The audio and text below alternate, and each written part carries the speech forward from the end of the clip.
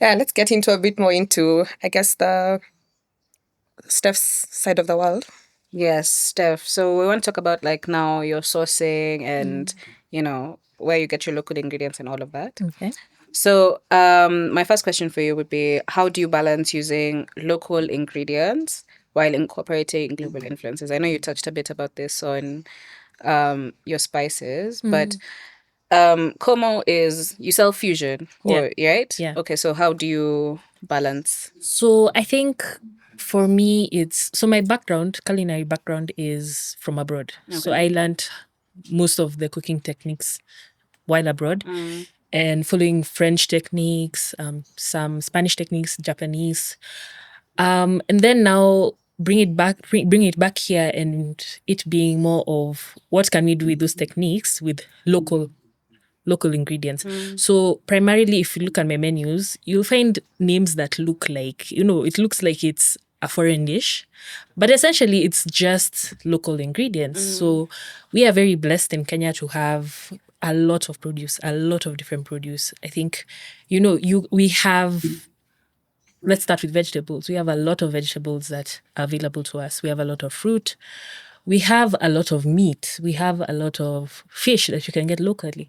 So that, in essence, is my aim. Then when I'm putting a menu together, I look at what is available in the season and what is available here in Kenya.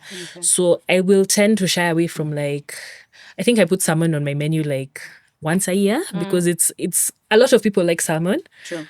But I don't like having it on my menu because at the end of the day, it's not a local product. There is way better fish that's local that I can use, on my menu. Then, so I'll only use international cooking techniques and global, like small touches, like I said, like the spices maybe to add a bit of a twist. But the protein in my dish, the carbs, the vegetables are all local, essentially. Yeah. And then I'll work with local farmers. So we are located in Tigoni. I work with my neighbors. So for herbs, a lot of vegetables, my neighbors are actually the ones who supply me. That's nice. I work with then companies there's a company called Forest Foods. They work with farmers within Tigoni, Ruiro.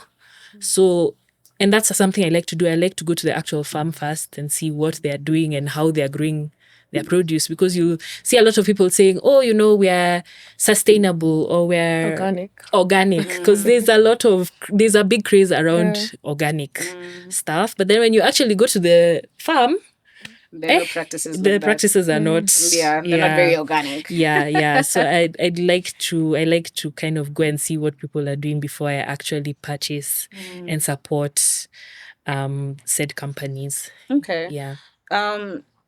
What I could ask is maybe about your menu. You've talked about it, like you have seasonal produce. So does that mean you change your menu Yes. seasonally? Yeah. So Okay. I'll change a lot of stuff based on when it's available. The season. What you'll find now is people have started growing things you mentioned in coffee where there's like resilient crops. So even it's the same with vegetables. People are now doing like drought resistant things. So you'll find a lot of things used to be available only from July to September. Now they're available throughout the year because they've adapted the seed that they're using to grow said items. So, but I will, if something is not there, I won't opt for the imported version of it. Okay. I'll just discontinue it on the menu. So things like dragon fruit. Dragon fruit is available towards the end of the year. And then if it's not there, I won't go and take, something that's imported from somewhere else. No, I'll just discontinue it. Okay. Yeah. And speaking of like importing, a lot of restaurants and cafes, they import a lot of things, be it their produce or like just anything to do with their suppliers. Is there a reason that they opt for this? Is it that it's cheaper? Is it a supply issue here? Is it what do you see? There's two sides to it. So there's a trend that's currently ongoing. A lot of restaurants in Nairobi, I don't fault them for it. It's just not my style. A lot of restaurants are now trying to do this very modern, there's this I think you know what I'm saying. Yeah. Aesthetic. And it's not only aesthetic, it's also in the food. Okay. So to achieve that, then they want to use ingredients that are not typically available in Kenya. So you find a lot of them will import, the stuff that they put on their menu. But then also there's a cost aspect to it, because you find, let's not even go far. The normal, these fish places that you go eat, fried fish. Yeah. You'll find a lot of the fish is actually from China. That's insane. Yeah. And it's a cost perspective, because it's actually cheaper to get tilapia from China than it is From locally. So it's two sides to it. It's either from Like fish. Yeah, I know, Yeah. like- It's actually it's and this started a few years ago, where even you find the fish fillets that are in the frozen ones in the supermarket. They're not They're not local. They're Kenyan. not Kenyan. But it's price influence. So what is more, what makes more sense economically for me? I'll buy the fish from abroad. Okay, that makes sense. Yeah. Is it also like a what's it called, quantities aspects? Because I'm just imagining there was a point in time that there was a shortage of tilapia. Yeah. So a lot of them are being imported actually. So is that could be also a thing? Maybe there's just not enough quantity to supply the demand. I think there could be various factors also. I think like cold chain, like by the time you get fish from Lake Victoria, we don't have people who invested across the supply chain. Yeah. So there's only like the fishermen, of course, because that's their labor. But then getting that fish from Kisumu to Tigoni to be fresh has up to her standards for her restaurant. I think that's why like there's an international kind of market for people who know how to run even package for restaurants. It can't come from like the lake and then it's just into her. Yeah, it has to be like skilled. There are guys who've just known how to commercialize it. And you're talking about like the cost as well. I'd say, but we have to get someone, I guess, to explain that to us better, Cindy. Yeah, but then look at it from that perspective, where you're saying, the supply, what you've said, bring it from Lake Victoria to Tigoni, it's probably way more expensive because of, I have to look for a specific refrigeration system to make sure it gets there on time and, in good condition. So I pay way more, to get that for my restaurant, and it reflects in how much I'll charge for the fish. But then you look at, again, a more lower like price, from a price perspective, if I go to a place that sells fish for 400 bob, it wouldn't make sense financially for them to have that whole system of more refrigeration. I'm paying probably 1,000 bob more to bring that fish to me. It doesn't make sense. So yeah, I think it's more that as well. Yeah. And when you face, what challenges do you specifically face when it comes to sourcing? Because a while back I interned at a hotel, and the managers were saying that their problem with suppliers is that they don't have a steady SOP. Like it's never you're not sure if you're gonna get the exact same quality the next round. Yeah. So how do you go about those? Have you faced them first of all, and how do you overcome them? I think I've faced them. So I've worked hotel and restaurant. I feel like you're saying, with hotel it's harder because the scales are much Higher. When it comes to hotels, even restaurants, you always need to have a backup. So you're not just working. You don't get to one supplier and then say, this is my all, this is my everything, this person is my everything, because they will let you down for sure. And it's not out of choice, it's just, again, like seasonality, they are catering to different people. So one, it's really helped getting different suppliers who do the same produce. And you'll find that, okay, this supplier today will call and say, hey, I don't have mushrooms, I'll have a backup. Okay. I'll have 2 backups. So that has really helped in terms of supply. Yeah, I think that's the main thing that has helped out. Because then you'll see, especially when I was doing hotels, when I was back in the hotel world, you'll find it will get to a point where people give up and they're like, okay, let's just bring in from, people who produce mass production, do mass production just for they want to make money out of producing these goods. So then the quality then goes down because people are just looking for the item. I just need this item because I've put it on my menu. 300 people are coming. I can't tell them that it's not available. Yeah. Are you particular about there's this thing about, especially like for export crops, like if it's the French beans, they have to be a particular cut for so there's a lot of food waste in that space. Yeah. So like for you, do you want your capsicum to look a particular way? Are you those kind of restaurants? Actually, no. You take. I take and I forget, it's Farm to Feed. It's a company that's also local. So what they do, they actually, you buy the rejects from them. So I also work with them because then, like you're saying, there's a lot of waste that comes from that. People want the capsicum that looks nice and carved. They don't want the one that has a kanundu. Yeah. So I will then take the one that has a bit of a bump or the one that doesn't look as appealing, but the taste is the same. If it's been on a salad, no one will see the bump or not. Yeah, If it's in a salad. But the taste, again, if you put it in a stew, the taste is the same.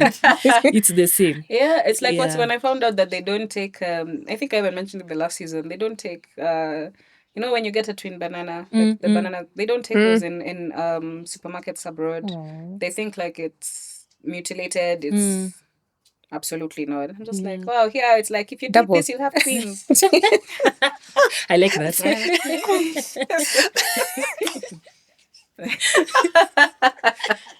It's a thing, No, but even here, you've gone far. You've gone to the extent. Yes, it is a thing abroad, but even here, there are many companies that sell produce that will not take.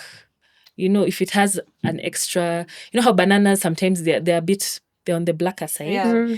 That's not to say that it's a bad banana. It's just a bit riper. Overripe, yeah. They will not accept it. Wow. Twin bananas, some places won't take them. It's a lot of, the how it looks. How carrots, from cartoons, even when we were growing up, a carrot is straight, it's orange, it has a specific look. So people won't take the banana the carrot that has a bit of a bump or is a bit more, what's it called? Like the skin is a bit, bumpy as well. Yeah, they won't take it. Then what happens to that? Me as a farmer, what happens to it now? Do I throw it away? Do I give it away? It's a loss for me, Yeah. But does that affect you, like when you're grading your coffee? Like, does the color or anything, like when you're choosing? So what do you do with the waste? Or now in coffee, the bumps, dark spots, those are defects. That's going to affect the taste of the coffee. Okay. Yeah. So what we do with our defects, we just sell them. There's a local auction. We sell them at the auction. There's somebody who's going to buy that coffee. There's someone who's going to drink that coffee. So they buy it and then they also now roast it themselves? Or? Maybe they export it to someone who's going to roast it. But when you roast dark, you won't taste the coffee. You'll taste the roast. You'll taste smokiness. Yeah. Maybe there are people who like that. they know the difference. I'm like, smokiness, is that a bad thing?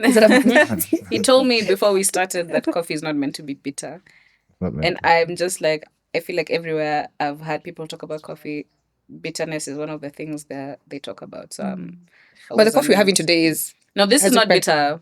It's not. Do you find it bitter? No. It's not bitter. You didn't have coffee? I had coffee and it wasn't bitter. Yeah. Okay. But are you part of the... Yeah. It's not bitter. It's his coffee. It's his coffee? Yeah. Oh, okay. So Ikigai, come to Ikigai, there's good coffee. It's not bitter. My next question is actually for David on the topic of coffee and supplying it to restaurants/cafes. You said that you supply wholesale, Ikigai being one of the places you supply to. Do you have any suggestions or practices that would make the sourcing easier for like restaurants and cafes? Like what practices should they have to make their sourcing sustainable for coffee? Well, I think the one thing I've also learned from also the people we export to is they'll travel from Australia, from Kuwait, from whatever part of the world to come see how I'm processing the coffee. Okay. To come form the relationship, maintain the relationship. I've had the same to the client I export to, I've had the same client for the last 5 years. And so it's an effort to maintain a relationship. It's a emotional, financial, effort to maintain. So also, if that the same can be adapted here, whereby the farmers know that they have a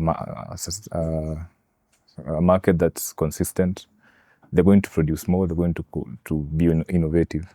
So if you have a relationship with, you can call them your sourcing partners or the farmers, it goes a long way. For example, even the relationship we've had with Ikigai, that's been, I think, 4 or 5 years. And we're able to see if, to bring in innovation, to give them high quality coffees. Okay, so it's basically Steph, you've already started that because she said she goes to the farms farms, herself. yeah. That's good. I think that's important as well. So you see for yourself what's actually happening. Because I do feel like you can get trust issues. Yeah. But I like what he said as well, because I feel like, especially, okay, something I've learned from having my own restaurant. I think every week, and I don't know, I think there are crazes around certain products. So I think now there's like a craze around honey, like people selling honey. So I think once a week, a different person from a different farm or a different company will come try and sell me honey. And I feel like there are some places that will take that as an opportunity and say, okay, let me look at the cheapest person bringing me honey. As opposed to forming, like he's saying, a relationship with someone based on, I've come to see what you're doing. I like your practices. I will stick with you because I like your practices. You may be 2 shillings more expensive, but I like your practices. Yeah, so I think that also translates into that. Yeah. That makes sense. Do you what are some misconceptions, and this can be for both of you, that you think that are there about local ingredients? It could be, do you find misconceptions about Kenyan coffee? Do you find misconceptions about the ingredients that you source? Do people think they're less than? Yes, yeah. Yeah. Do you want to go first? Well, one misconception I come across a lot is that coffee that a farmer would sell in Kenya is mbuni. There's something called mbuni in coffee, and that's like rejects. So they assume that we'll export everything, and then we roast mbuni and sell. Okay. So the rejects like the ones you mentioned earlier. Oh. Okay. But if I gave you, even if you're not a coffee connoisseur, if I gave you a mbuni coffee, Yeah. a defective coffee, Yeah. and this coffee that we're having today, you'll know. You can tell the You can tell. difference. Yeah. Okay.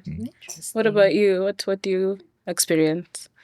I feel like it's more, and I'll go back to this aspect of people want to be very modern with, what they sell from a restaurant perspective.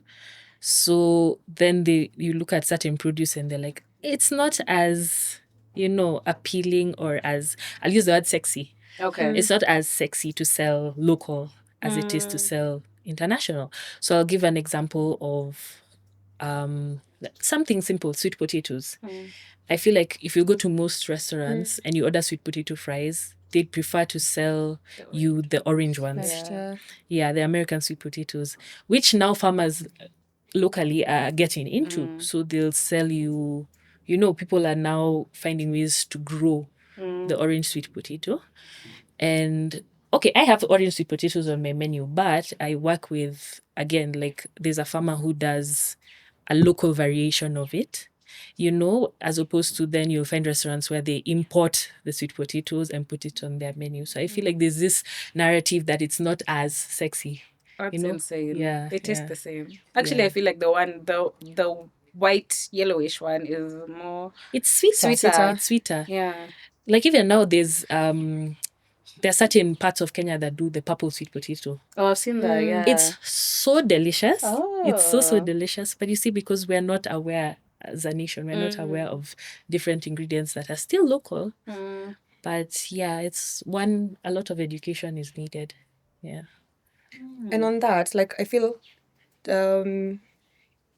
if all the farmers are growing the orange fleshed sweet potatoes, and like us as consumers, like okay, as a normal Kenyan, me I want to have like my normal ngwashi. So there's going to be lots of food waste, and if there's only one combo, so there's the rest. If as a farmer my only client is you, that means I will never have ngwashi. I'll be malnourished. Not really, but there's a food security. There's a food security issue, and just not.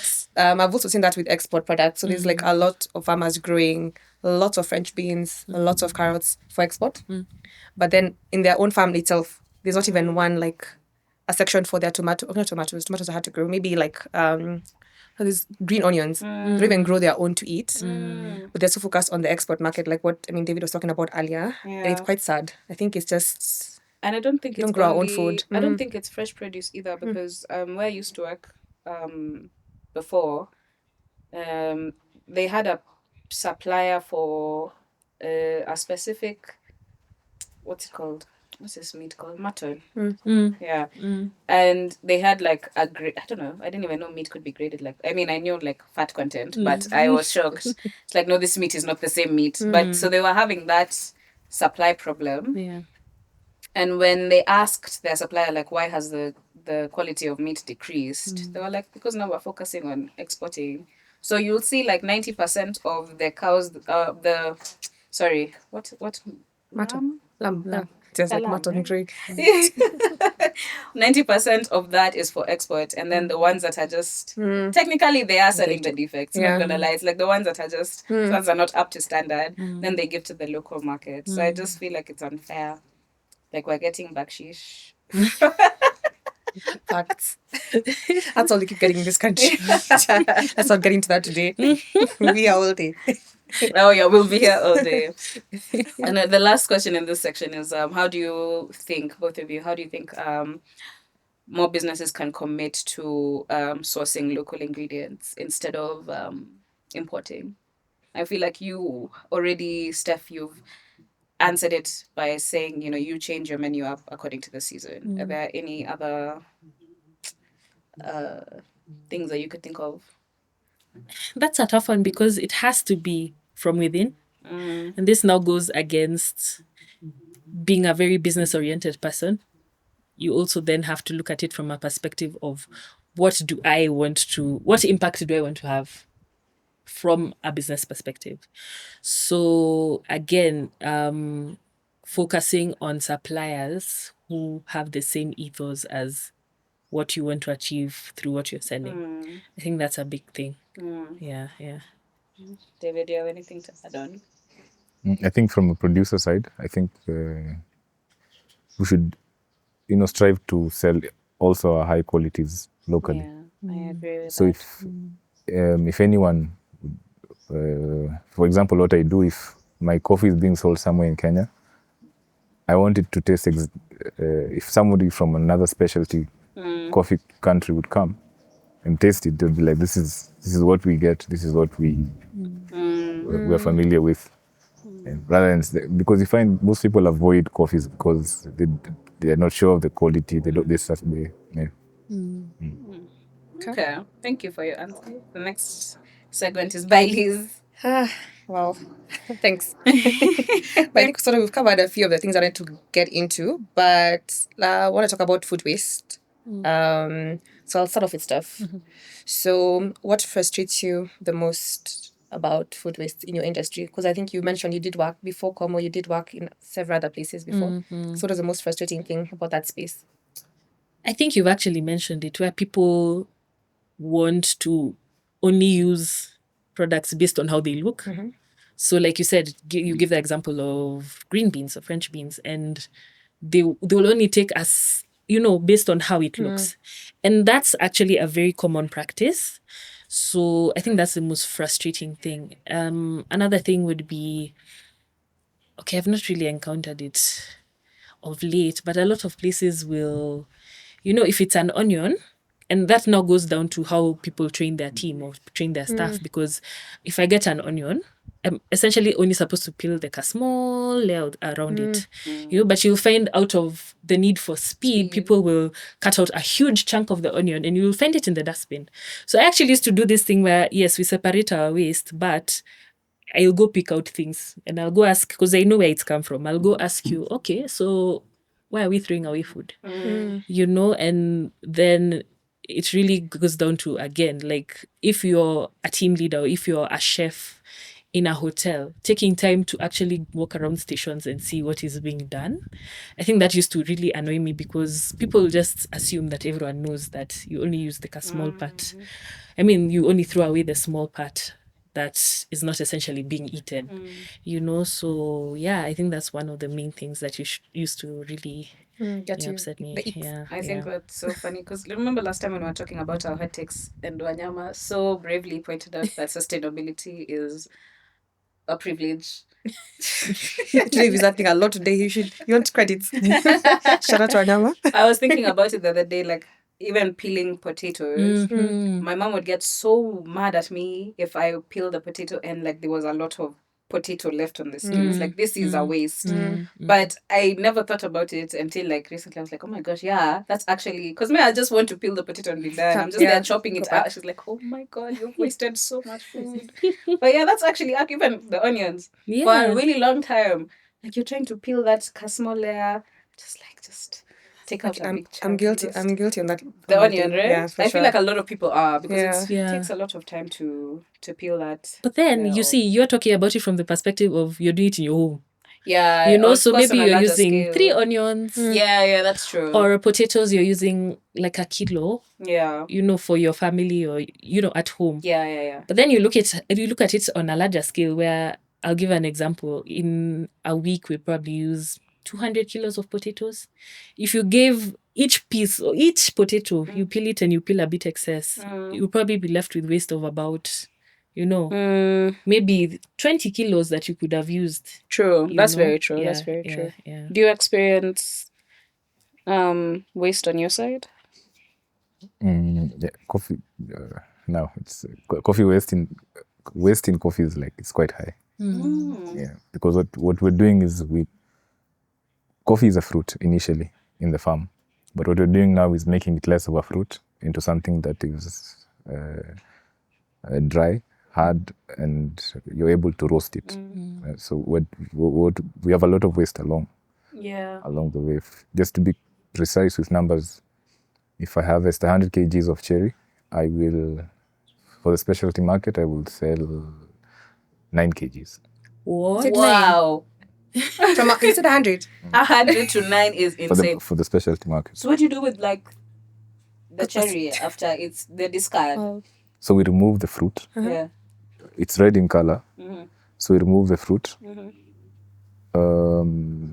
That's like the mucilage, the outer covering, and then we dry it. So coffee comes with like 65% moisture. Okay. So drying also reduces the weight. Yes.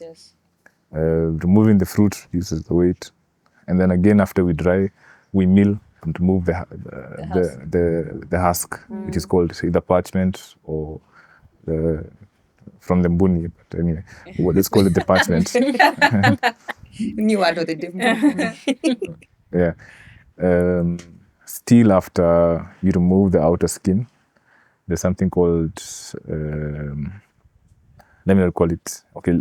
Still, when you remove the outer skin, you still need to grate the coffee. So when roasting coffee, it's like cooking.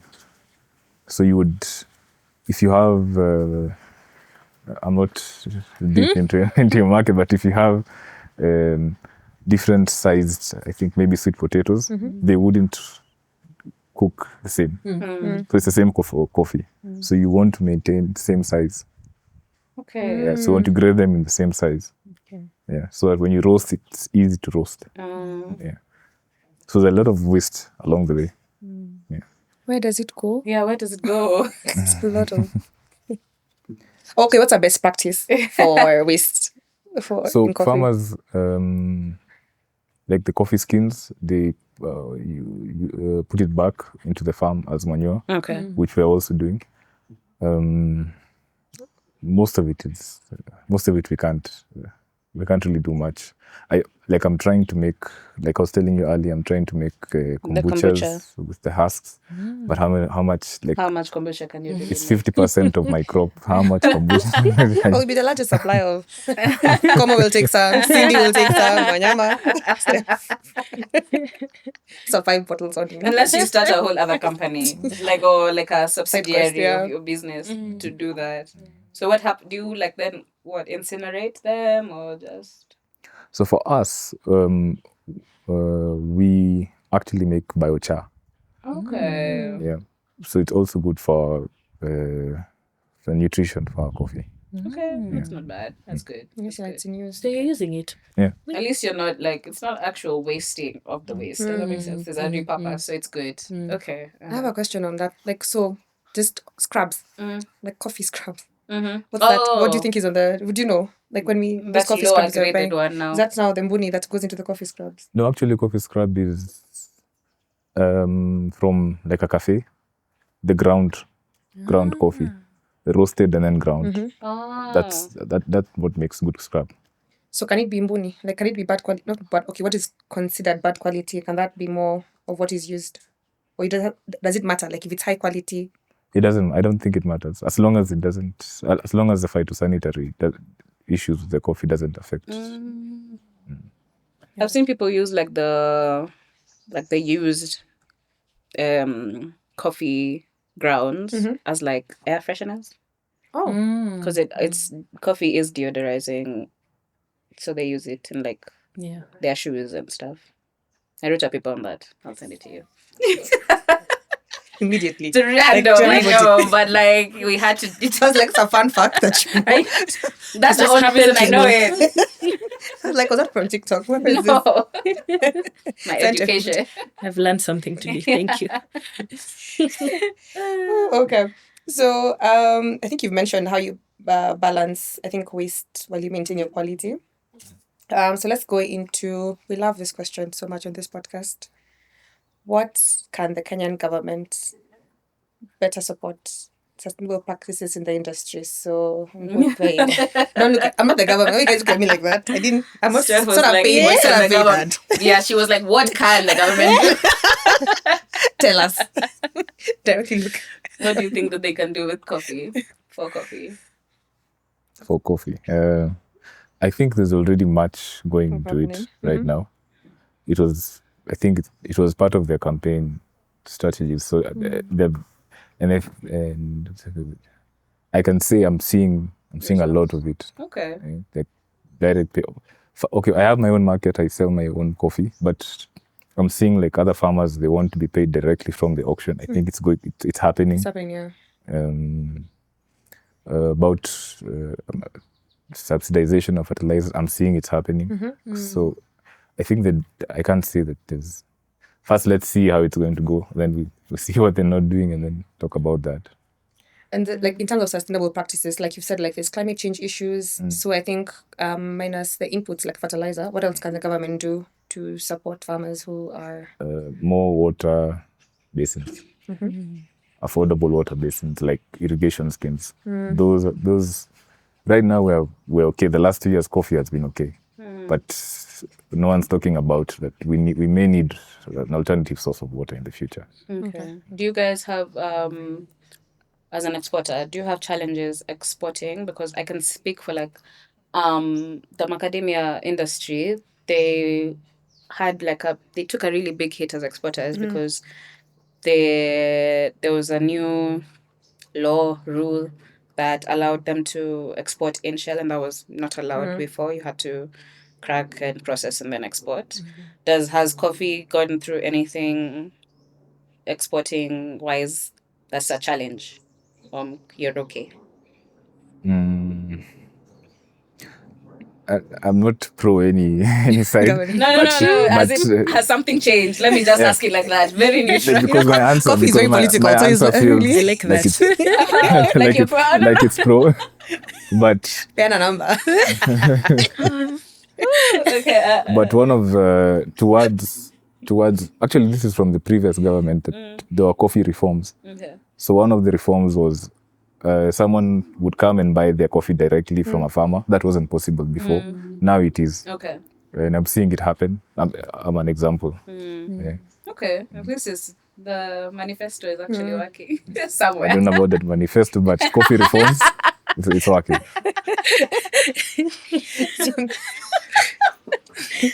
Anyway, Very sensitive question for everyone. I like how he's made it known. He's not supporting any side. he's not supporting. Yeah. He's very neutral in this matter. Steph, what about you? What about me? From? Maybe are there any How the government can. is there anything that you would, I don't want to say change, but yeah, A wish list, maybe. A yeah, wish like list. what would you wish would change when it comes to like the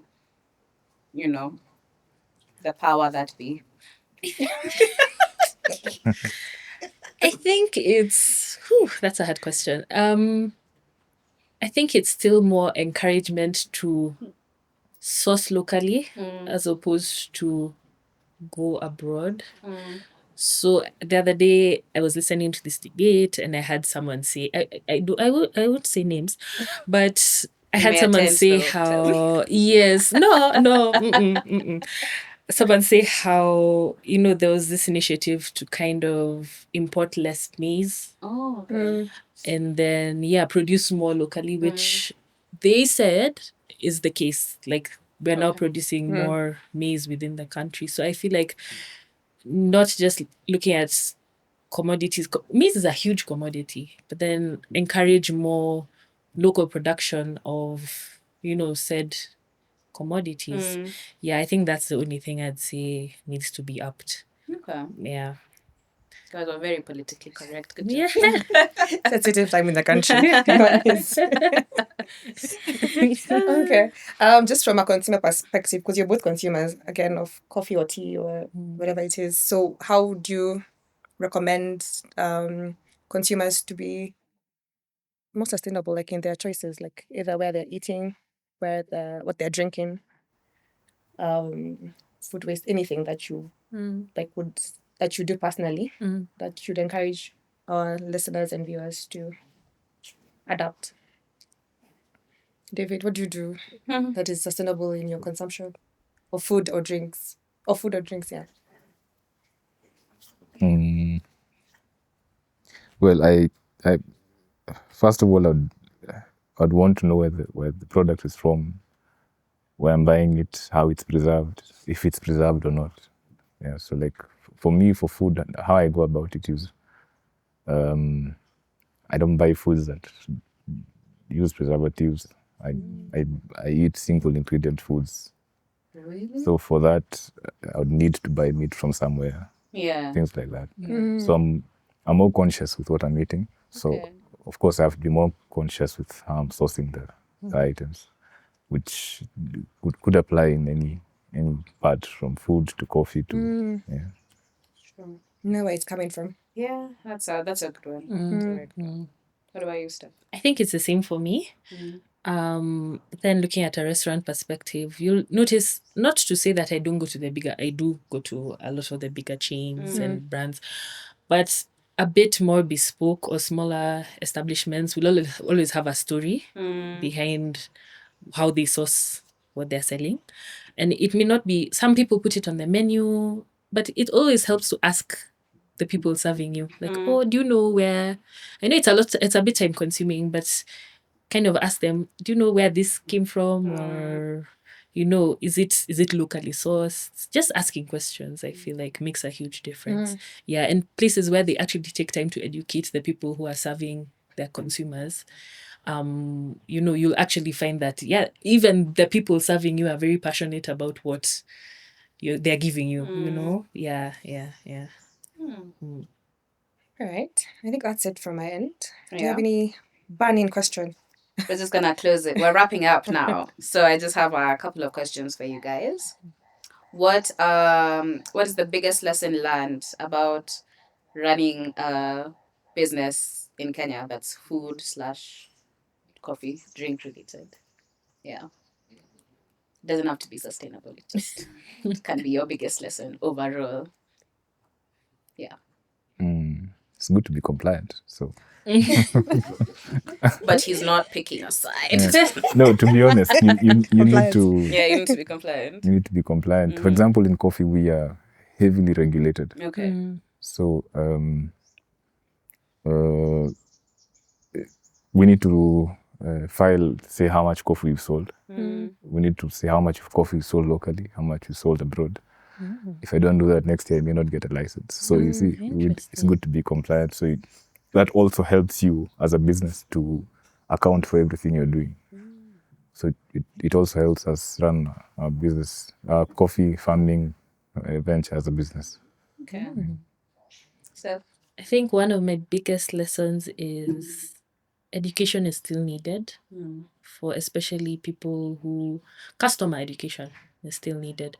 Because like you said, it's very nice for me to have this whole idea of I want to be local, but you'll find there's still a lot of customers who don't want to consume local, who don't want to consume what we're trying to give them. So there's still a lot of education that's needed, and kind of to tell people that, okay, it may not sound as glamorous, but it's actually delicious. It's actually, it's actually as good as eating what would have come from abroad, or not even as good as, actually better. So just a lot of education is needed. Yeah. okay. Now I'd like you to. Okay, that's it from us. Okay. Yeah. Why you say okay? No, I've just thought about, sorry, we said about education, consumer education. I thought about matumbo, tribe. Okay. Yeah. And like how apparently there's no nutritional value. There's no to it. nutritional But there is value. apparently, there's some like vitamins. I don't think it's enough for you to have it in your You don't diet. like matumbo? I don't mind it. I don't mind it, by the way. It's just I would never go out of my way to make it myself. But I'll eat it in somebody else's home. Because you've seen like other restaurants who are serving it and they have like a fancy name for it. And it's like people are like, will eat it up. But then now because you're like the local, when you go like when you're in school and you're going to the next day, I'm like, hey, don't take matumbo. But I've also seen the like, perception. It's different. Like I saw a video on TikTok. Yeah, guys, I'm on TikTok a lot. Reference. I'm so sorry. But they wash even the black like part. it becomes white. white. Yeah, I saw that. And I'm just like, wow, people are really different. So what are you washing away? Like It's that. the smell. You're washing away the smell. But it should have. It does have a smell. Okay, yeah, but then yeah. Anyway, we'll not talk about matumbo. But I'm a matumbo lover personally. So. Oh. All right. Thank you so much, Steph and David, for. I mean, it's been really enlightening. I've learned quite a bit. We'll definitely be more keen on even where I eat. Eating out at times just like you do because you're hungry. Yeah. You're like what's closer to you. But I think even being intentional about, planning my day. Like if I want to eat in restaurants like, Como, they have a story behind it. They source from local farmers. It's worth the drive because it's quite a drive to And it's get to quite Tigoni. beautiful. It's beautiful. Never been. She's been. Yeah. Thank you. Yeah, no, and David, I think I've learned so much about coffee today, and I think I have to go. That 12% thing is buying me. Like at the back of my head, I'm like, what is that? What did that mean? It find out. Yeah. So thank you so much for coming on. And yeah, that's a wrap from us. Please, before we close up, please let people know. Oh yeah. Plug yourselves. Tell us where we can find you, where you can find your businesses, physically and online. Online, we are Maguta Coffee Estate on all platforms except TikTok. What a shame. Cindy, you have a new job. I know. I'm setting it up immediately after he says cut. Physically. Can people come and buy? Or do you? Currently not yet, Okay. but we are selling. Our coffees are available through the people who sell to wholesale, like Ikigai. That's So we can pick up a packet of coffee from Ikigai. Yeah. Okay, perfect. Nice. Steph? Steph the Chef on Instagram. Just for more of food content.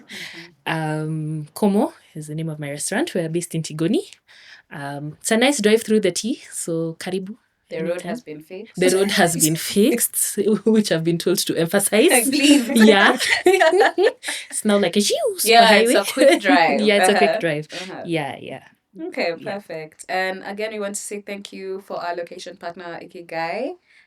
Please come check it out. This is the Lower Kabete branch, but again, as I mentioned earlier, they have 5 locations, and they're all beautiful, by the way. So, yeah, thank you. All right. Thank you for tuning in. You know the drill. Subscribe. Everything is somewhere down here. All right. And also let us know in terms of food, what else you want to get into. I think there's too much to learn about like the everyday decisions. So just drop a comment or a note. All right. Bye.